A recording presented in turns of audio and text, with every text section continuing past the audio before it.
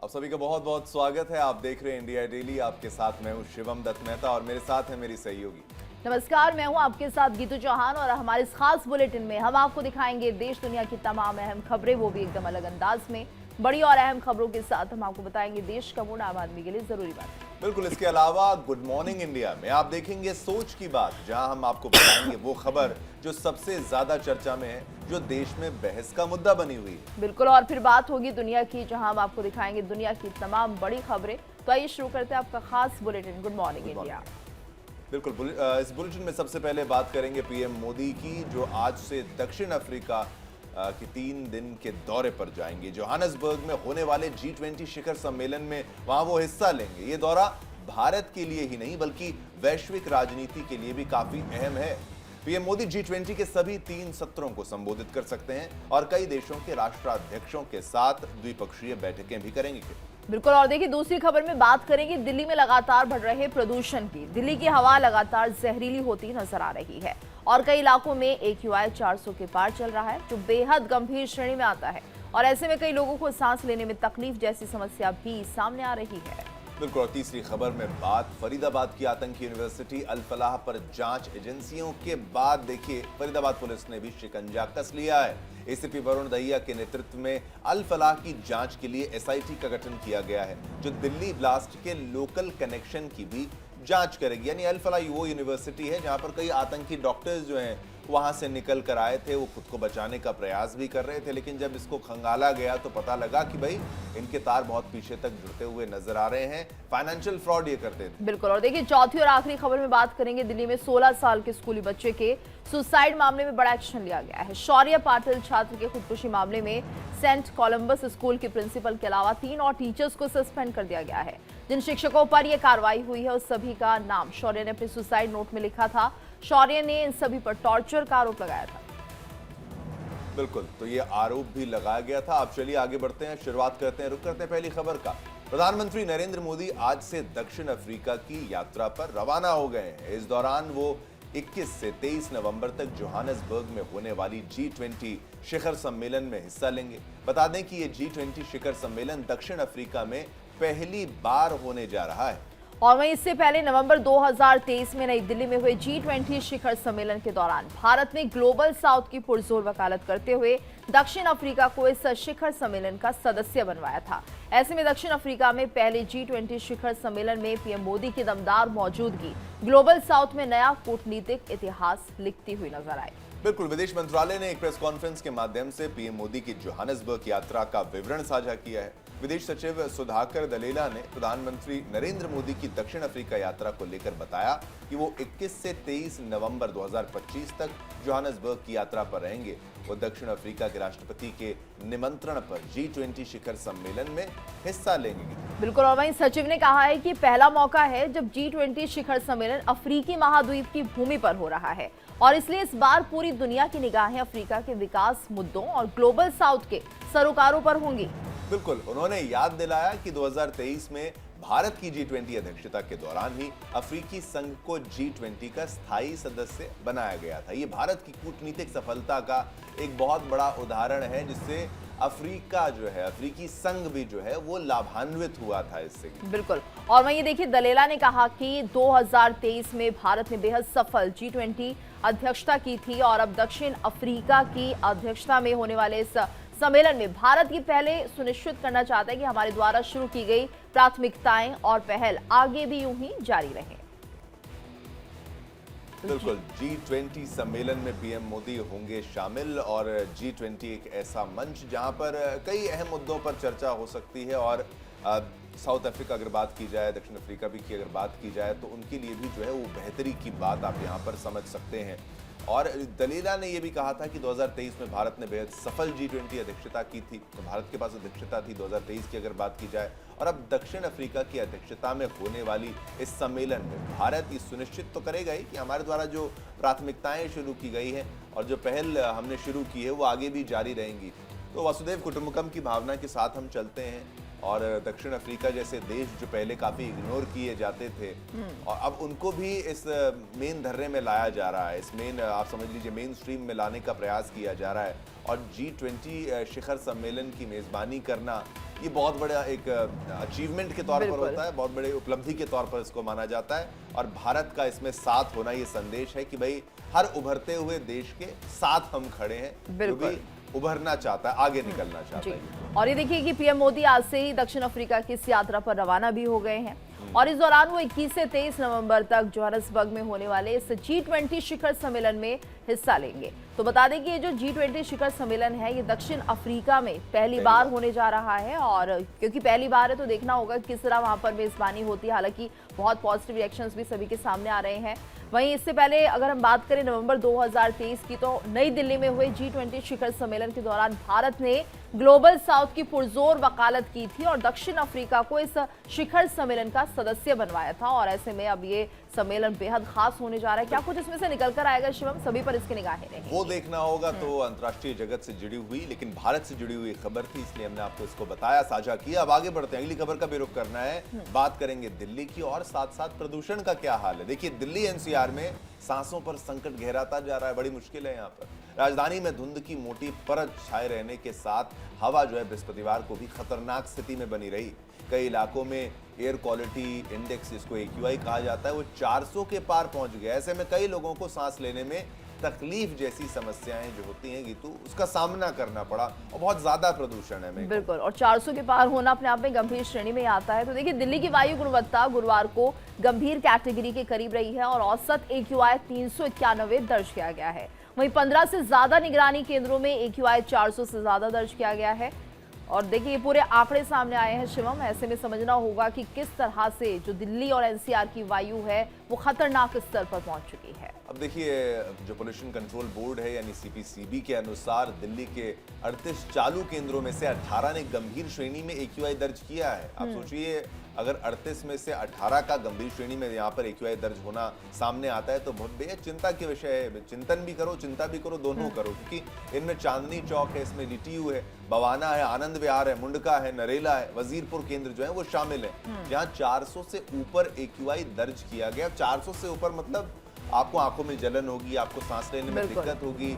और एक तो आप कंस्ट्रक्शन का जो काम देखती हैं क्योंकि आप कहीं चाहे आप NCR में किसी भी क्षेत्र में हो तो वैसे ही इतना डस्ट होता है और ग्रीन कवर नहीं होना, यानी कि भाई जो आप रोड के किनारे देखें वहां पर घास नहीं लगी हो तो वो डस्ट भी हवा में उड़ती है। तो और ये बहुत ज्यादा गंभीर श्रेणी में आ जाता है। देखिए PM 2.5 की बात आप कर रहे हैं, ये इतना बारीक पार्टिकल होता है जो हमारे बाल से भी 30 गुना छोटा होता है और ये ब्लड में स्ट्रीम जो होता है उसमें एंटर करता है, जिसके चलते ये माना जाता है कि इससे ब्लड क्लॉट्स बनते हैं। तो अब समझिए कितना घातक ये हो सकता है। इसलिए कहा जाता है PM 2.5 के जो पार्टिकुलेट्स मैटर हैं ये अगर आप इनहेल करते हैं तो ये आपके लिए बहुत ज्यादा घातक साबित हो सकते हैं। मैं अब तक ये समझ पा रहा था कि हम इसको इनहेल करते हैं तो ये हानिकारक है, लेकिन ब्लड क्लॉट्स क्लॉट्स बनते हैं, यही वजह है जिसके चलते बहुत ध्यान अब दिया जा रहा है। और हमारे साथ अभिषेक पंडित भी जुड़ गए हैं गाजियाबाद से, उनका भी रुख कर लेते हैं। अभिषेक, देखिए दिल्ली NCR में जिस तरह से वायु की गुणवत्ता खराब होती हुई जा रही है, AQI 400 के पार पहुंच गया है,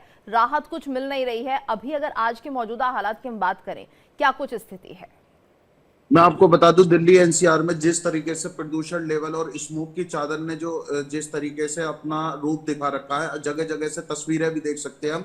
और जहां इस समय मैं मौके पे मौजूद हूं वो गाजियाबाद का एक पोश इलाका है, जहां पर आप साफ तौर पर तस्वीरों में देख सकते हैं कि किस तरीके से जो स्मोक की जो चादर है वो अभी तक दिखाई दे रही है। वहीं अगर बात करें कि जिस तरीके से पोल्यूशन लेवल की, तो पोल्यूशन लेवल AQI जो लेवल है यहाँ जहां हम खड़े हैं 420 है। तो सबसे बड़ी बात जो है 420 का जो आंकड़ा है वो लगातार प्रतिदिन जो बढ़ता हुआ नजर आ रहा है। कल यहाँ पर हमने जो गाजियाबाद में जो AQI लेवल था वो 400 था। तो कहीं ना कहीं जिस तरीके से पोल्यूशन लेवल जो बढ़ता हुआ दिखाई दे रहा है उससे लोगों को काफी खतरे का सामना करना पड़ रहा है।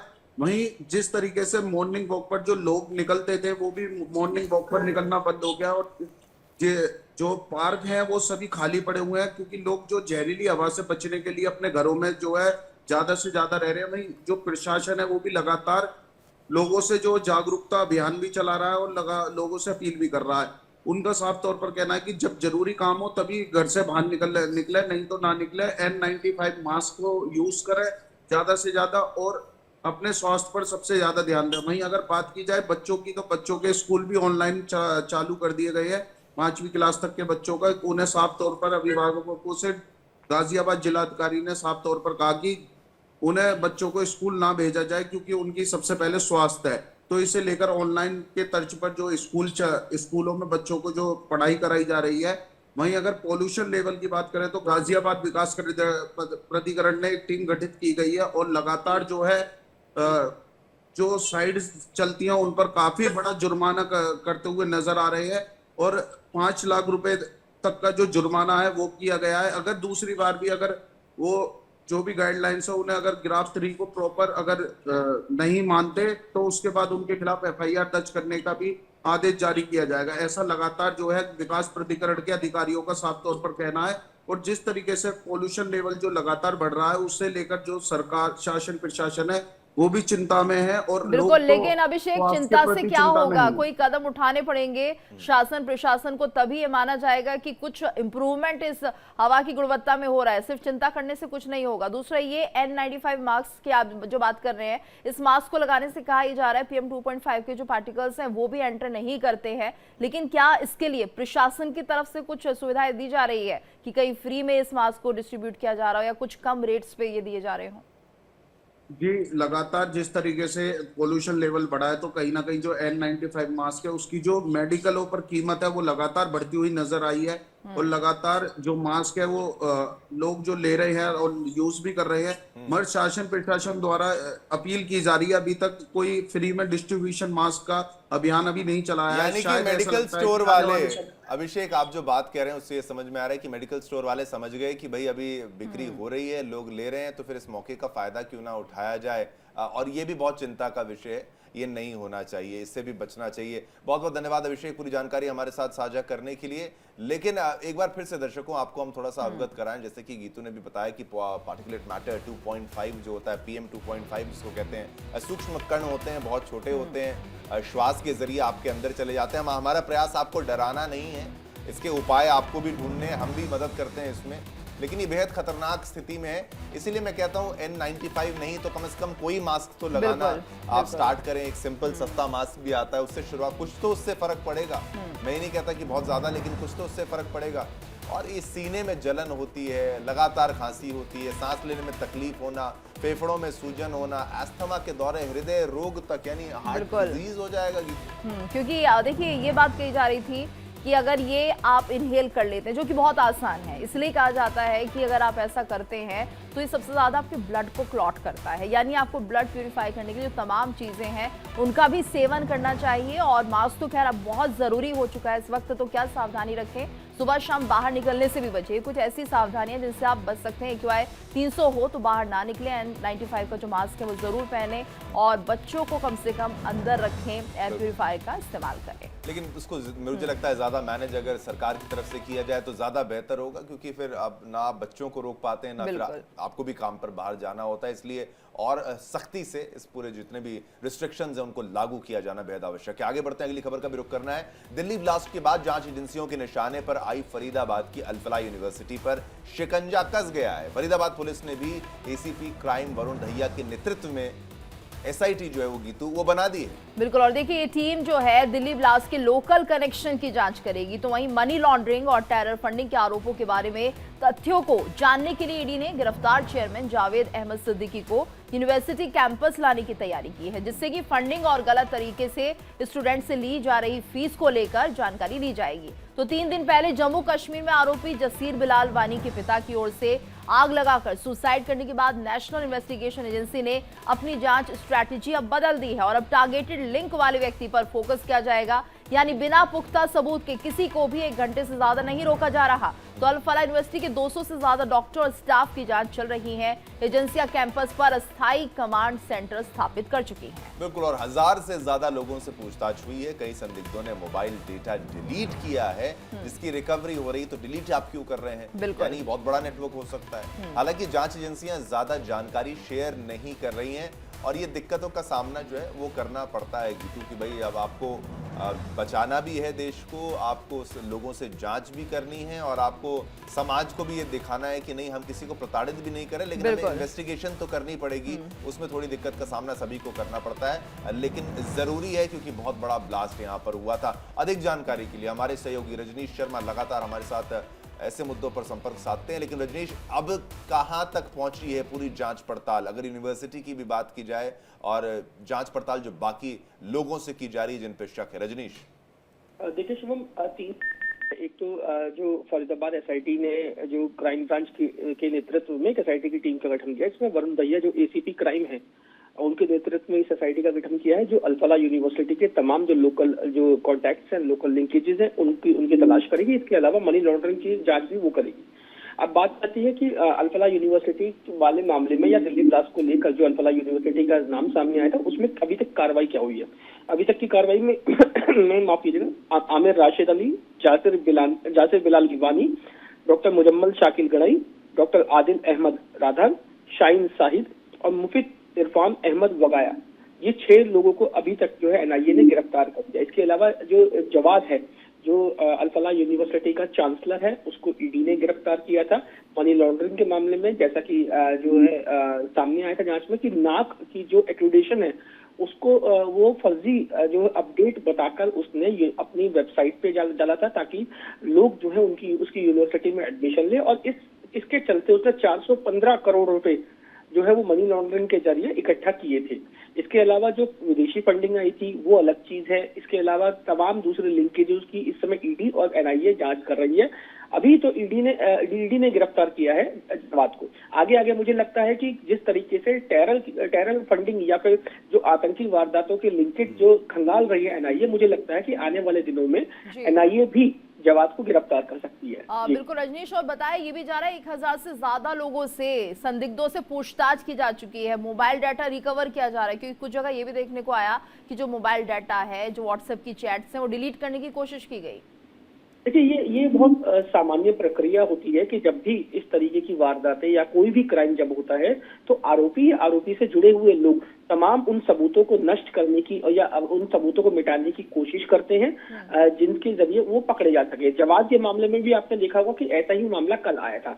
जवाद के बारे में जवाद की जो पूरी फैमिली थी वो खाड़ी देशों में शिफ्ट कर गई थी और जवाद खुद विदेश भागने की फिराक में था, ताकि विदेशों में बैठकर, ऐसा ईडी ने जो शक जताया कि वो खाड़ी देशों में बैठकर तमाम जो उसके सबूत है अल्फला यूनिवर्सिटी से जुड़े हुए या फिर दिल्ली ब्लास्ट से जुड़े हुए जो भी उसके लिंकेज या पीएमएल जो मनी लॉन्ड्रिंग का जो मामला है उससे जुड़े हुए तमाम सबूतों को वो जो है मिटाने की कोशिश करना चाह रहा था, लेकिन उससे पहले ही ईडी ने उसे गिरफ्तार कर लिया। तो ये नॉर्मल प्रक्रिया है, जब भी कोई क्राइम होता है तो उससे जुड़े हुए लोग या उससे संबंधित लोग तमाम सबूतों को नष्ट करने की कोशिश करते हैं ताकि कोई भी एजेंसी या पुलिस उन तक ना पहुंच सके। ठीक है रजनीश, आप हमारे साथ बने रहिए। एक और खबर दर्शकों हम आपको बता देते हैं, तब तक दिल्ली का मामला, दिल्ली में 10वीं के छात्र के सुसाइड मामले में सेंट कोलंबो स्कूल की हेडमिस्ट्रेस, 2 शिक्षकों समेत 4 कर्मचारियों को सस्पेंड कर दिया गया है। चारों के खिलाफ एफआईआर दर्ज की गई है और दिल्ली शिक्षा विभाग के एक अधिकारी ने बताया कि मामले की जांच तक आरोपियों को अस्थायी रूप से सस्पेंड किया गया है। और देखिए वहीं छात्र के पेरेंट्स ने आरोप लगाया कि स्कूल के टीचर ने बच्चे का अपमान किया था। छात्र के पिता प्रदीप पाटिल ने बताया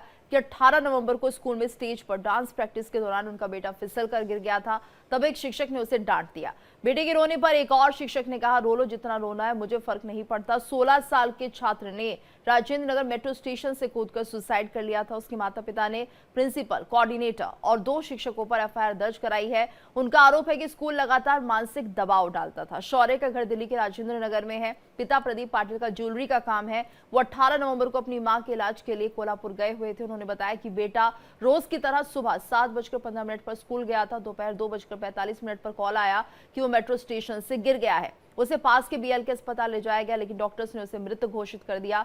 प्रदीप ने कहा कि बेटा कई दिनों से शिक्षकों की शिकायत कर रहा था। वो बताता था कि क्लास में उसे बेइज्जत किया जाता है और मानसिक दबाव डाला जाता है। और वो और उनकी पत्नी कई बार टीचर्स और प्रिंसिपल से भी मिले हैं, लेकिन हालात नहीं बदले। बिल्कुल, इसी पर और जानकारी के लिए रुक करते हैं रजनीश का। रजनीश, 10वीं के छात्र के सुसाइड का मामला है और ये ऐसे मामले हैं जिसको कई बार पेरेंट्स इग्नोर करते हैं या फिर साइलेंटली आप इसको बुलिंग की श्रेणी में डाल सकते हैं कि भाई आप बच्चा चाहे कितने भी 16 साल का हो, चाहे 17 साल का हो या 15 साल का हो, अभी मानसिक रूप से अभी वो बढ़ने वाली स्टेज पे होते हैं। लेकिन इस तरीके का व्यवहार क्या कुछ है इसमें अगर जांच पड़ताल आगे बढ़ी हो? देखिए शिवम, 18 तारीख का ये पूरा मामला है जब 2:45 पर शौर्य के पिता को एक कॉल आया था कि उनका बेटा राजेंद्र नगर मेट्रो स्टेशन से नीचे गिर गया, जिसके बाद एफआईआर में ये पूरी जो बातें दर्ज है। उसके बाद शौर्य के पिता ने साफ तौर पर कहा कि पास के बीएलके अस्पताल से ले जाए, लेकिन वहां पर उसकी मौत हो गई। जब उसका बैग चेक किया गया था तो स्कूल के 4 टीचर्स, जिसमें से एक अपराजिता पाल है जो प्रिंसिपल है सेंट कोलंबा स्कूल की, एक है मिस जूलिया वर्गीस जो टीजीटी है, युक्ति महाजन टीजीटी और मनु कालरा ये कोऑर्डिनेटर है। ये तमाम चारों लोगों के नाम उस सुसाइड नोट में लिखे हुए थे। साफ तौर पे ये लिखा हुआ था कि लगातार उसको ह्यूमिलेशन किया जा रहा था, उसको मानसिक प्रताड़ना दी जा रही थी, उसके साथ गलत व्यवहार किया जा रहा था, सब बच्चों के सामने उसको जो है वो नीचा दिखाने की कोशिश की जाती थी हर बार। और जब कभी भी वो किसी भी टीचर से जाके इस बात की शिकायत करता था तो कोई भी टीचर उसके कोई एक्शन नहीं लेती थी, जिसके बाद बच्चा काफी मानसिक दबाव में था। हालांकि अब जो है वो जो शिक्षा विभाग ने इन चारों लोगों को सस्पेंड कर दिया है और जब तक जांच पूरी नहीं हो जाएगी तब तक इनकी बहाली पे रोक लगा दी गई है कि इनकी बहाली नहीं की जाए। अब सवाल ये उठता है कि जब पुलिस अपनी जांच को आगे बढ़ाएगी, क्योंकि पुलिस स्कूल भी गई थी, पुलिस ने सीसीटीवी कैमरों की फुटेजों को भी प्रिक्योर किया है, साथ में कई पेरेंट्स के बयान दर्ज किए हैं, बच्चों से बात की है और तमाम चीजों में जो अभी तक जो हमारे सोर्स बता रहे हैं उनमें लगभग जिस तरीके के आरोप शौर्य ने अपने सुसाइड नोट में लगाए वो कहीं ना कहीं तस्दीक होते हुए नजर आ रहे हैं। बिल्कुल, बहुत बहुत धन्यवाद रजनीश पूरी जानकारी हमारे साथ साझा करने के लिए।